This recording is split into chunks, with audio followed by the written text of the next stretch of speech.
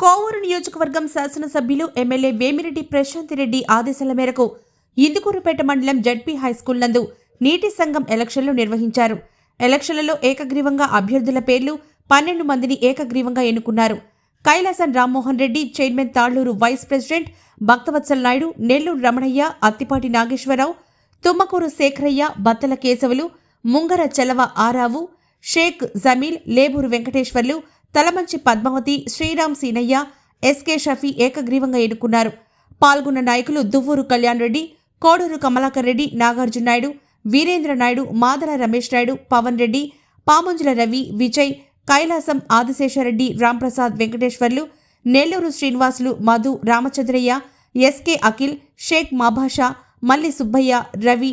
TDP పాలనలో ఎలక్షన్లు సానుకూలంగా నిర్వహించిన ఘనత వేమిరెడ్డి ఎమ్మెల్యే ప్రశాంత్ రెడ్డికి దక్కించుకున్నారు. కోవూరు నియోజకవర్గ పాలనే మహాసభ నిర్వహించారు. గెలుపు టీడీపీ ఎమ్మెల్యే వేమిరెడ్డి ప్రశాంత్ రెడ్డి, ఓటమి లేని విజయం ఘనత దక్కించుకున్నారు.